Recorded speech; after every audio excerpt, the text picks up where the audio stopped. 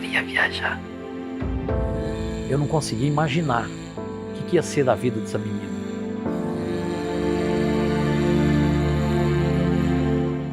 Era muito difícil ver aquilo. Como é que ela vai resistir a isso tudo? É muito duro.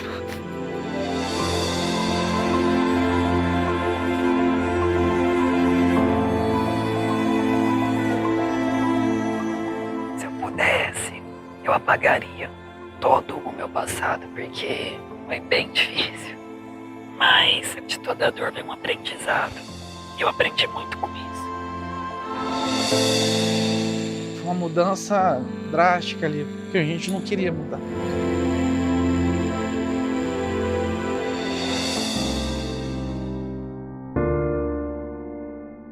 Minha mãe, como mãe, ela foi um exemplo. Muito alegre, né? Uma pessoa maravilhosa, sempre gostou de ajudar as pessoas, né? O dom dela era ajudar as pessoas, né?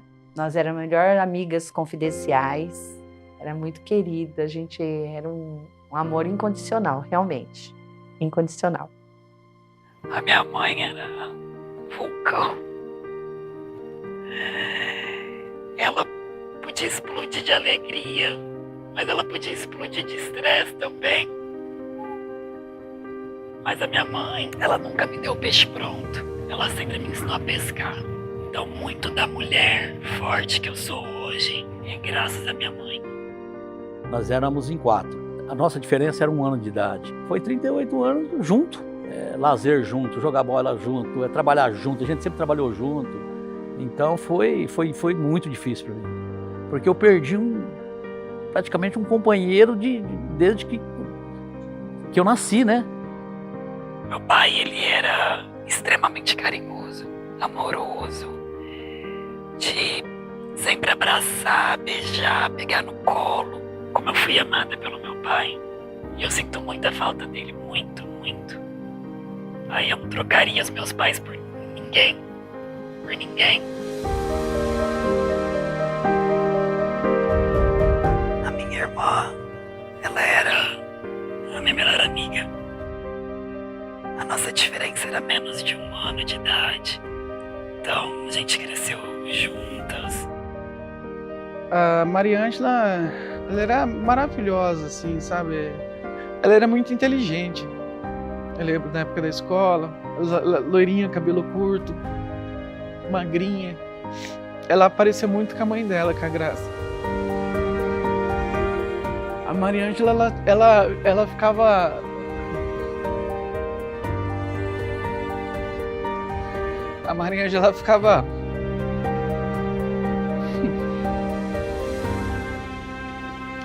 Ela ficava com vergonha, ela ficava inteira vermelha, sabe?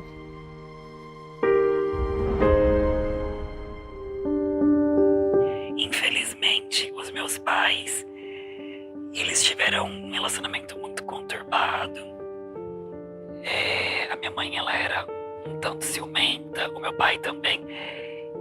Ele era jovem, então ele não tinha entendido muito bem ainda. Eu acho que era um casamento. E eles brigavam bastante. E no meio dessas brigas todas, eu era o consolo da minha irmã e a minha irmã era o meu. Então eles estavam brigando e nós estávamos juntas. Mas quando eles estavam bem também, era muito maravilhoso, porque a gente tinha os nossos pais, uma a outra. Também tínhamos o meu irmão, né, o nosso irmão por parte de pai, que estava sempre junto com a gente. Que a minha mãe acolheu mesmo ele como um filho dela, com muito amor. Ela não fazia diferença entre nós e o Gabriel, meu irmão, mesmo com tantos erros e falhas e defeitos.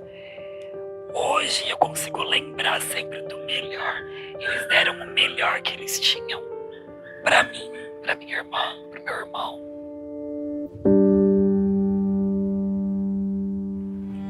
Enfim, no dia da viagem, meu pai atrasou um pouco para nos pegar em casa. Eu tinha um cachorrinho, meu cachorrinho ficou aos cuidados da minha tia, que era nossa vizinha, né? E aí a gente foi. Nós paramos para almoçar num restaurante, mais ou menos no meio do trajeto. E eu lembro de tudo.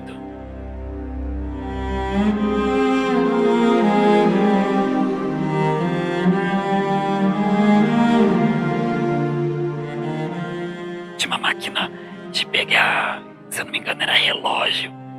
A minha mãe e a minha irmã ficaram tentando pegar esse relógio. O meu pai comprou uma rifa que eles estavam vendendo, que sorteava umas, acho que era uma cidra, uma champanhe grandona, assim. E eu lembro dele escolher nomes, né? Ele escolheu Elvira, que ele dizia que ele gostava muito desse nome. Enfim, tudo normal. Então sentamos, comemos, demos bastante risada. Meu pai fazia muita piada, sabe? Então era impossível ficar perto dele sem rir.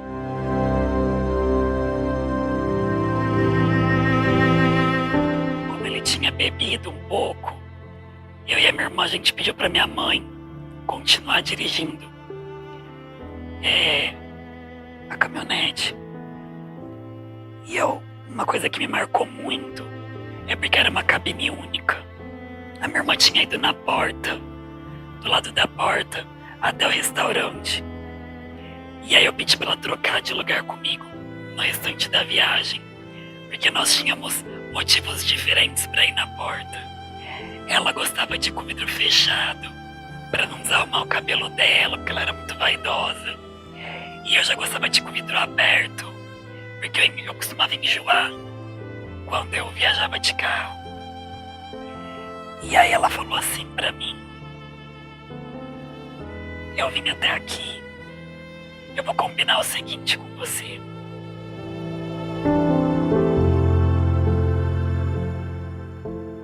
Eu vou continuar a viagem na porta. Quando a gente voltar pra casa, você tem a viagem toda na porta. Tudo bem? Ainda até falei assim: você promete? Porque ela tinha um gênio forte, sabe? Então o que ela falava, tava falado. Não, eu prometo. Eu vou terminar a viagem na porta e na volta você vem a viagem toda na porta. E aí eu falei: então tá bom.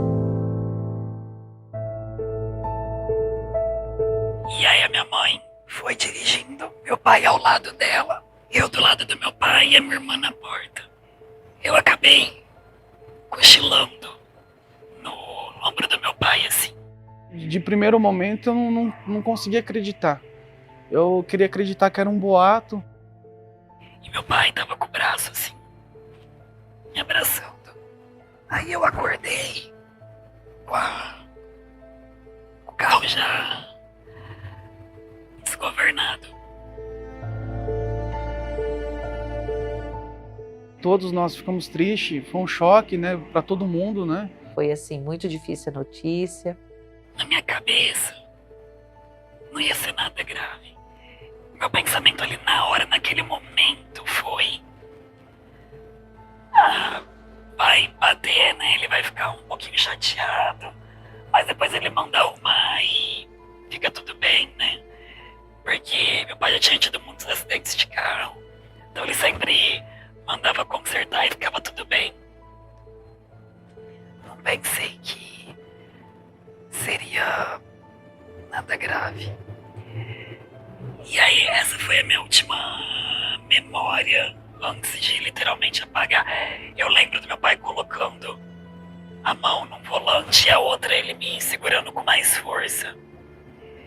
E esse movimento assim mesmo de tentar segurar e me segurando,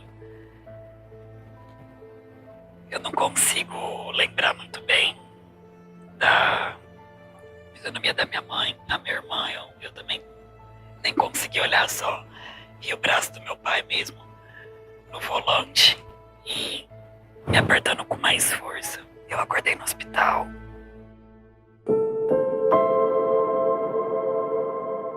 A minha mãe e a minha irmã que estavam na porta foram lançadas fora.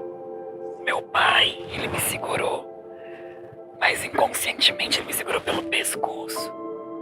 E foi por isso que eu perdi as minhas cordas vocais. Mas aparentemente foi a forma que Deus encontrou para me salvar. Porque ele me manteve dentro do carro. E toda a batida ali, ela foi amortecida. Porque eu estava dentro do carro. Porque meu pai estava me segurando. Ele era muito querido, muito conhecido, ele era muito popular.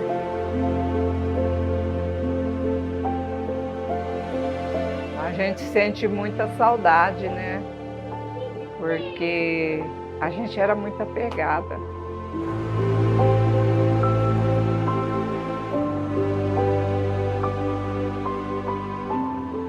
Eu fiquei pelo menos 3 meses sem pisar a perna esquerda no chão. Eu fiquei pelo menos 3 meses comendo comida líquida, porque eu fui fazendo uma cirurgia atrás da outra. Não conseguia pisar no chão, cadeira de roda, depois muleta. Um ano depois, outras cirurgias, eu quebrei maxilar em 5 partes, então teve a cirurgia para colocar as placas de ferro, depois teve a cirurgia para tirar as placas de ferro, tornozelo, o rosto, muita coisa, né? A garganta principal foram 5 cirurgias só na garganta. Enfim. Então foi assim, um Natal, mas não o Natal, porque foi uma perca muito grande. Eu fui para a Santa Casa local de Bariri. Só que o estado que eu estava, eles não tinham recursos. Então eu fui transferida para Jau, a Santa Casa de Jau. Eu sentia tanta dor no meu corpo que eu não conseguia me mexer. Eu só ficava deitada. Eu não conseguia fazer um movimento simples assim, com o pescoço. Porque meu corpo todo doía. Quando eu acordei, eu vi as minhas primas, a Rosângela e a Ângela. E aí eu falei, mas por que vocês estão aqui, né? Elas disseram, não é porque você é que ficou um pouco pior, né, do que seus pais, do que a sua irmã. Então, a gente veio ficar com você. E eu falava, não precisa, pode ir lá ficar com eles. Porque elas diziam que eles não estavam lá, porque era Natal. Tava todo lotado o hospital, então eles estavam em outro hospital. Tinha motivo para não acreditar, porque no momento eu nem pensei que pudesse acontecer nada. E eu não podia saber, porque eu ainda ia fazer algumas cirurgias. Eu lembro que eu fiz a última cirurgia que faltava. E aí no dia da alta, e aí começou a entrar os meus tios por parte de pai, minha tia por parte de mãe. A família começou a entrar no quarto. As pessoas estavam chorando. E aí tinha tanta dor no meu corpo. Só tinha ponto em todo o meu rosto. A perna enfaixada, eu não conseguia mexer nada. E aí quando eu vi aquelas pessoas entrando, comecei a fazer ligação, falei assim, se eu sou a que tô pior, eles vieram se despedir de mim. Eu tô sentindo tanta dor que eu acho que eu não vou resistir. E foi isso que eu pensei. E aí todo mundo olhando assim, vai aparecer aqui, não sei, se parecia que era um empurrando pro outro. Quem vai falar, né? E aí chegou o meu tio, irmão do meu pai. Ele não conseguiu nada melhor do que dar um tapinha assim na minha mão e falar, só sobrou você. E aí eu não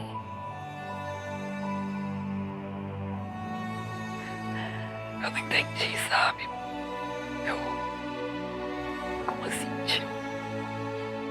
Aí ele falou assim, ó, você tem que ser forte. Só sobrou você. Eu, não, mas eles estavam em outro hospital e... Dani, ó, a gente tá aqui com você. Vai ficar tudo bem. A gente vem te buscar, você vai pra cá. E ali, assim, naquele momento, eu conheci a Deus.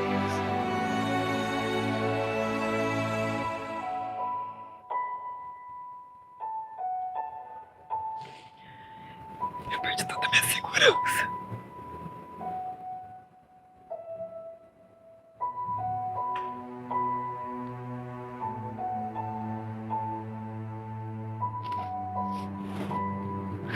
Eu me senti tão sozinha.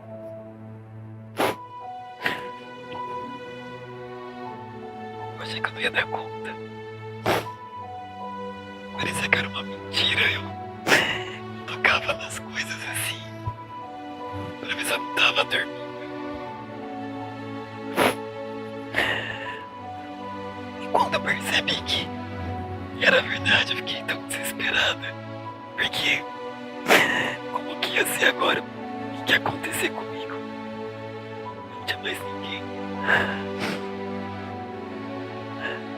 Aí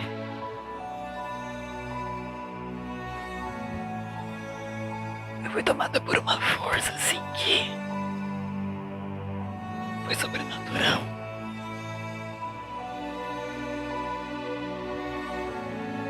O Espírito Santo foi confortando meu coração, mas eu não conhecia Deus, mas ele já me conhecia.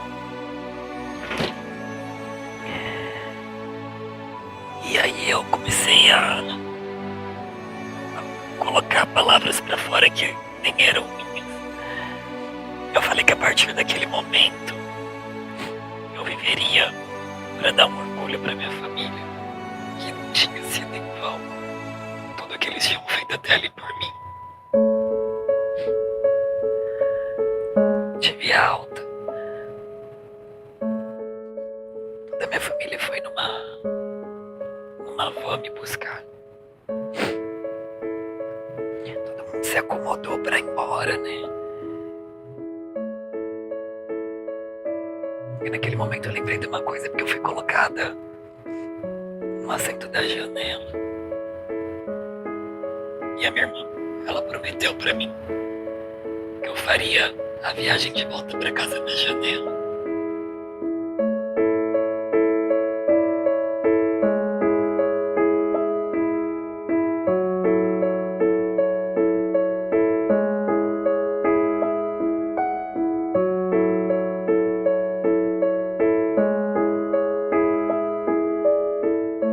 Eu retornei pra casa, eu precisava decidir com quem eu ia morar. Eu amava muito os meus avós, mas a minha tia, irmã da minha mãe, ela já era nossa vizinha, então, pra mudança não ser mais radical do que já estava sendo, eu preferi ficar com ela. Aí eu falei, não, você vai ficar com a tia, porque eu que cuidava, né? Aí nós buscamos você trouxemos, você veio ficar na casa da tia, né? Aí você passou pelas cirurgias aqui, porque você teve a trauma da laringe, né? A tia ia no dentista com você aqui, levava na cirurgia que tinha que fazer, né? Eu recebi a visita dos meus amigos com muita frequência, e isso foi me distraindo do que tinha acontecido. Eu não tinha tempo para pensar, para raciocinar. Eu levava ela pra passear de cadeira de roda na praça, né? Eu lembro que ela tava com o maxilar, com os dentes tudo moído na época, né? E eu dava geleia. Ela gostava muito de abacate. Pegava ela da cama, colocava na cadeira, da cadeira pra cama. Só não dava banho. Meu coração transbordava de tristeza, mas ao mesmo tempo eu sabia que eu tinha uma missão ali junto com a Daniela, né? E tudo que eu fiz por ela foi por amor. E eu sou muito grato a isso, né? Por ela ter deixado eu fazer parte disso, né? Mas enfim, a Dani veio, a Dani voltou para casa da tia Marina e a gente foi lá dar força e tá junto. Aí veio o aniversário de 15 anos da Dani, que foi feito assim, lindo, maravilhoso, e que novamente nós estava todo mundo junto, dando força. Por mais difícil que a gente sabia que aquela data era muito esperada pela Graça para ser comemorado os 15 anos, né? Mas a gente sempre junto fazia aquele bolão enfeitado, lindo e maravilhoso para as meninas, porque faziam um aniversário, com bem dizer, juntas, né? Fui chamada por uma agência de Rio Preto para ser modelo. E ali eu comecei a pegar muitos trabalhos. Então eu fazia foto, fazia desfile.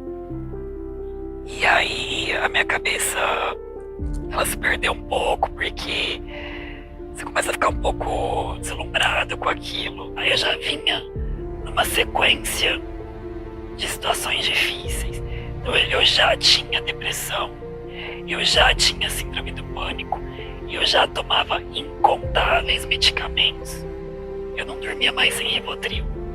E mesmo com o remédio, eu já não dormia mais uma noite toda. Eu acordava muitas vezes, eu tinha muitas perturbações, eu via muitas coisas. Quando eu dormia,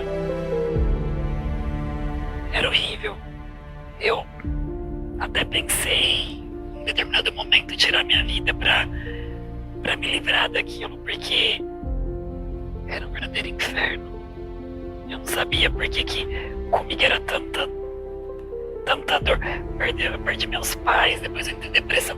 Por que tudo era tão ruim pra mim, sabe? E aí quando terminou esse relacionamento, era assim, ou eu morria mesmo, ou eu numa última tentativa eu buscava por algo para mudar minha vida, porque do jeito que tava eu não queria mais. E eu me lembrei de um convite que uma tia de consideração havia me feito há 2 anos atrás, assim, para ir na igreja, para ir numa igreja evangélica. Eu tinha muito preconceito. Eu imaginava tanta coisa que eu não queria ir. Eu era avessa à igreja evangélica.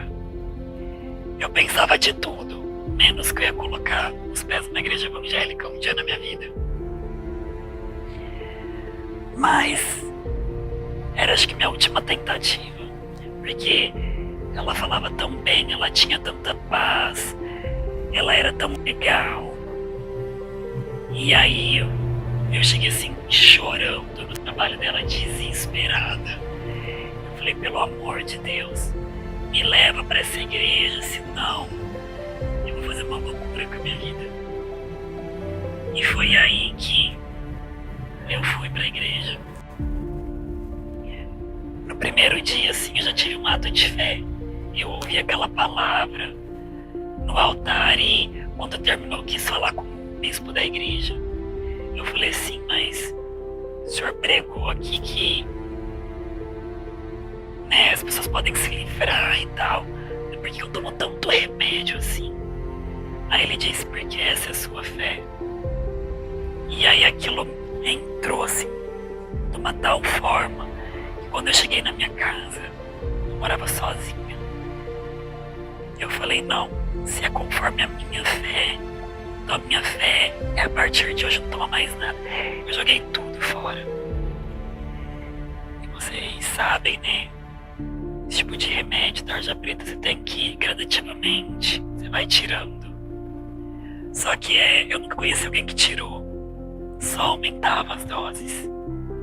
Porque a gente sabe que tem que tirar gradativamente, mas eu nunca conheci uma pessoa que se livrou dos remédios.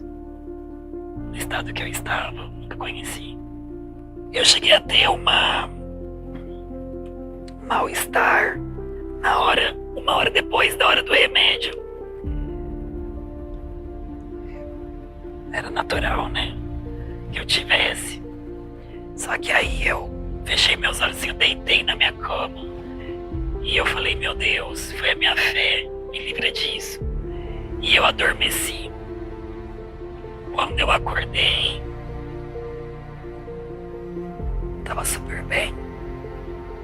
Parecia que eu nunca tinha tomado um remédio na vida. Eu me sentia uma pessoa nova.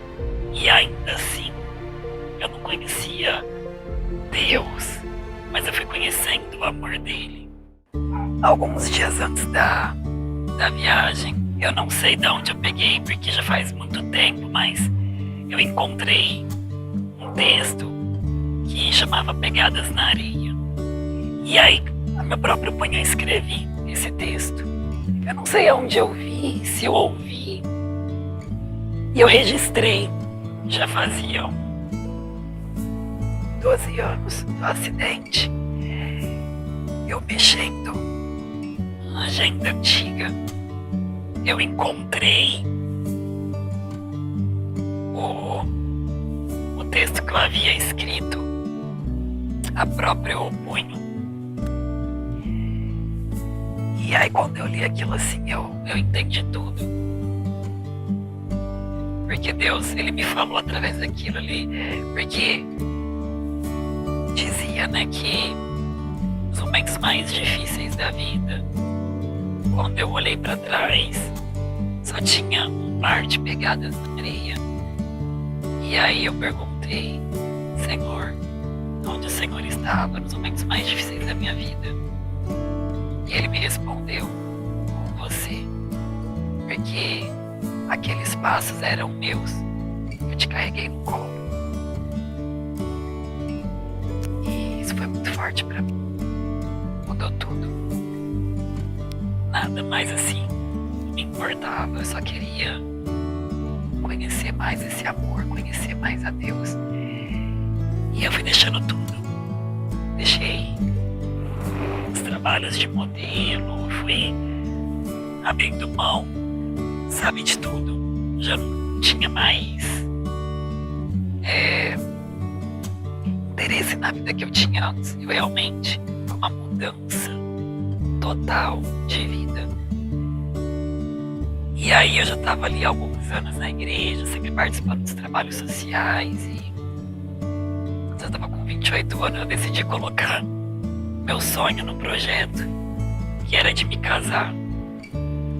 E aí eu olhei para aquilo e falei, Senhor, quero me casar, quero ter minha própria família. E foi muito engraçado como aconteceu tudo, porque poucos dias depois eu recebi uma mensagem do Rodrigo, porque o Rodrigo, ele tinha sido um amigo meu de adolescência. Eu costumava ir na casa dele. Mas assim, nunca tivemos um pro outro, né, um olhar diferente. E aí ele mandou uma mensagem que ele ia vir pra Rio Preto. E aí só queria... Ele falou assim, se você for me ajudar em Rio Preto, que eu te pago uma cerveja. Aí eu falei, não, eu não bebo mais. Agora eu sou crente. Ele falou, então eu te pago um almoço. Eu falei, tá bom, um almoço eu aceito. E aí a gente foi almoçar. Quando eu vi ele assim, aí eu falei, nossa, que estranho, né? Que sensação estranha. Me deu um frio na barriga assim. E aí eu comecei a olhar diferente pro Rodrigo. Eu não queria, o Rodrigo, ele tinha muitos relacionamentos. Ele era muito bonito, então ele teve muitas namoradas, assim. E eu pensava, eu vou ser só mais uma, né? Eu não queria me envolver. Mas aí eu fui orando e Deus foi falando pra mim que era, fazendo testes. E algumas pessoas que eu já tinha convidado pra ir comigo na igreja nunca aceitavam o convite. E poderiam ser possíveis relacionamentos. E o Rodrigo aceitou de primeira. E aí ele abraçou aquela fé comigo. E hoje nós já estamos casados há 7 anos. 7 anos na mesma igreja, na mesma fé, com 2 filhos lindos. E é um lugar que olhando hoje, lá atrás, era impossível ter chegado aqui. Porque foi um deserto. Foi um deserto longo. Mas ele passou. A igreja é aquele amigo que me apresentou meu melhor amigo. Se eu não tivesse conhecido esse amigo, eu não teria conhecido meu melhor amigo, que é Jesus. O Rodrigo, ele é a minha metade mesmo da laranja. A gente é tão oposto em tanta coisa. Meu fiel escudeiro. Tem muita coisa na vida que é ele que me encoraja, que é ele que me impulsiona. A gente fica feliz de ver que você está casada, bem casada, graças a Deus, com um marido maravilhoso, né? O Rodrigo, uma pessoa muito boa, né? Para nós é uma felicidade. Virou uma mãezona, né, Dani? Eu vejo ela o espelho de força, superação, coragem, dedicação. Uma grande mãe e uma grande esposa. Ela superou muito. É uma guerreira. Dani é uma guerreira. Guerreira mesmo. Ela foi iluminada, ela tomou as decisões certas, seguiu o rumo certo da vida, porque podia ter ido para o lado errado, mas ela preferiu o lado certo. Ela é um exemplo de superação. Eu ainda não conheci nenhuma pessoa ainda que tem essa força. Que talvez nem ela saiba que tem essa força, esse leão que despertou dentro dela. Tem um casal de filho maravilhoso. O esposo dela ama muito ela e ela também ama muito o Rodrigo. Isso é uma família completa. Quando eu olho pra mim, eu poderia dizer que eu tenho orgulho de mim. Mas a verdade é que quem seria eu sem Deus, né? Então, tudo que eu construí até aqui foi com a ajuda de Deus. Mas sim, eu tenho orgulho da mãe que vai ficar na lembrança dos meus filhos. E eu espero que da esposa que vai ficar na memória do meu marido, dos meus netos. Eu quero ser essa mãe, essa esposa, sempre um bom exemplo. Sempre, eu sei que não existe ninguém insubstituível, mas se eu pudesse, eu quero ser insubstituível para eles.